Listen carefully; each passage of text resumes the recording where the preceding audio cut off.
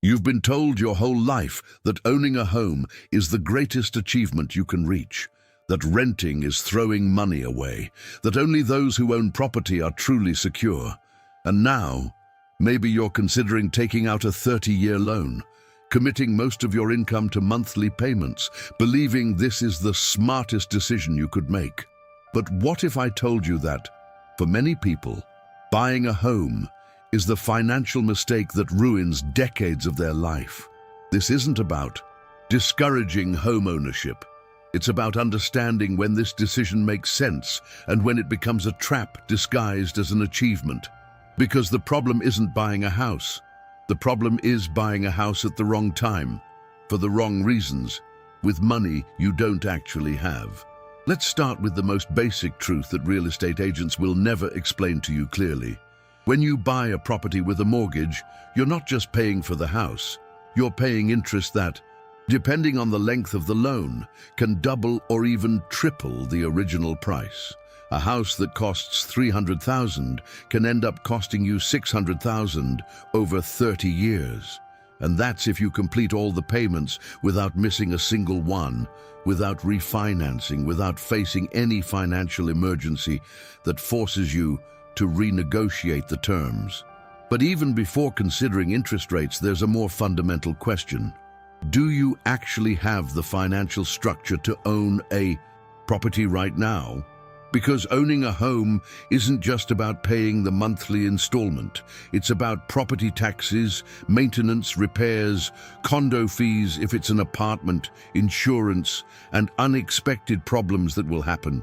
The water heater breaks, the roof leaks, the plumbing fails, and all of this comes out of your pocket immediately without warning. When you rent, these problems belong to the landlord. When you own, every structural issue becomes a financial emergency, and if you're barely managing to cover the mortgage payment, you have no margin to deal with these situations. That's when people start using credit cards to fix what breaks, accumulating more debt on top of the debt they already have. Here's what most people don't calculate: the true cost of home ownership. They look at the monthly payment and think, I can afford this, but they forget everything else. They forget that the first years of a mortgage are almost entirely interest. They forget that property value doesn't always go up. They forget that selling a house isn't instantaneous, and when you need liquidity, being tied to real estate becomes a prison. Think about someone who buys a house at the peak of their career, believing their income is stable. Then they lose their job, or they need to move to another city for a better opportunity, or they face a health crisis that demands money immediately. What happens? They can't sell the house quickly without losing money. They can't stop paying the mortgage without losing the property and destroying their credit. They become hostages of a decision they thought would bring security. And that's the central irony.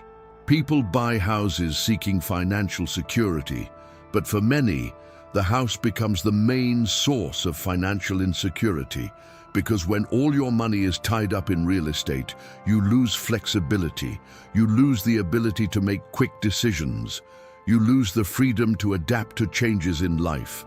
Now, let's talk about the social pressure. The narrative that renting is wasting money and that you only succeed in life if you own property. This narrative is dangerous because it ignores individual context.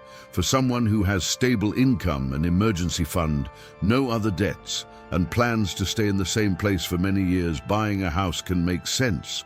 But for someone still building their financial base, who has debts, who doesn't have savings, who might need to move for work, buying a house is a colossal mistake. Renting isn't throwing money away. Renting is paying for flexibility. It's paying to not have to deal with expensive repairs. It's paying for the ability to move if necessary. It's paying to keep your capital available for other opportunities. And in many cases, especially in expensive cities, renting and investing, the difference between rent and a mortgage payment, can generate more wealth in the long run than buying property. Here's what people don't want to hear. Real estate isn't always a good investment. In some markets, property values stagnate for decades. In others, they rise, but not enough to offset the costs of ownership, interest, taxes, and maintenance. The idea that a house is always an appreciating asset is a myth. And even when it does appreciate, that appreciation only becomes real money when you sell. Until then, it's just a number on paper while you keep paying real money every month. The mistake begins when people treat buying a house as a rite of passage rather than a financial calculation. They don't ask themselves if it makes sense for their situation. They just do it because they feel they should, because everyone else is doing it, because they're at an age where they think they need to. And that emotional decision, disconnected from financial reality, creates long-term problems. Let's go deeper into what happens in the first years of a mortgage. You pay, but the outstanding balance barely decreases, because most of what you're paying is interest. The bank gets its profit first. You're not building equity significantly until much later in the loan term. Meanwhile, you're locked into that payment for decades. Any financial shock, any change in life, and you're in trouble. And what about the opportunity cost? Every dollar you put into a mortgage is a dollar you're not putting into investments that could grow faster. It's a dollar you're not keeping liquid for emergencies. It's a dollar committed to a single asset that you can't easily convert to cash. For someone who doesn't understand this, a house seems like security. For someone who does, a house can be a ball and chain. Now, when does buying a house actually make sense?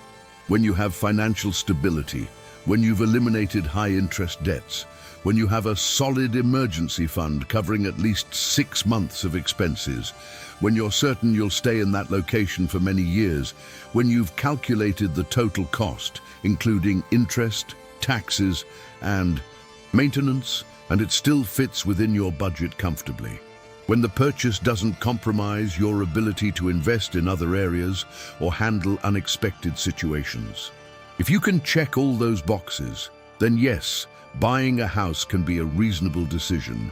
But if you're stretching yourself thin, using all your savings for a down payment, committing to payments that consume most of your income, buying because you feel pressured, or because you think it's what you're supposed to do at this stage of life, then you're making a mistake. A costly, long-lasting mistake. Mind of value exists because most people need to hear the truth about money, not the fantasy version everyone sells. The real estate industry, banks, and even well-meaning family members push the idea that home ownership is always the right move. But they're not the ones who will have to deal with the consequences of your decision. You are. And if that decision is based on emotion, social pressure, or misinformation, you'll be the one paying the price for years. Here's the brutal reality. Many people spend decades paying for a house, sacrificing their quality of life, their ability to save for retirement, their financial flexibility, all to own property. And in the end, they realize they could have built more wealth, lived with less stress, and had more freedom if they had made a different choice. But by then, it's too late. They're locked in. Buying a house isn't inherently bad, but buying a house without understanding the full financial picture, without having the structure to support it, without considering alternatives, that's the mistake. That's the trap. And it's a trap that millions of people fall into because they've been conditioned to believe that ownership equals success. The smarter approach is to delay gratification. Rent while you build your financial foundation. Pay off debts, save an emergency fund, increase your income, invest in assets that grow and remain liquid. And only when you're truly ready, when the numbers make sense, when you're not stretching beyond your means, then consider buying property. Not because society says you should, but because it's the right financial decision for your specific situation. What matters more to you? Owning a house or having financial peace? Because for many people, those two things are incompatible. The house becomes the source of constant stress, not security. The monthly payment becomes a weight that limits every other aspect of life. And the dream of ownership turns into a nightmare of obligation. Think carefully before you sign that contract, because a mortgage isn't just a financial commitment, it's a life commitment. And if you're not ready, if the timing isn't right, if your financial situation isn't solid, that commitment can destroy your future instead of securing it. The question you need to ask isn't, can I afford the monthly payment? The question is, can I afford everything that comes with owning this in property? And does it make sense for where I am financially and where I want to go? Most people never ask that second question. And that's why so many regret their decision years later.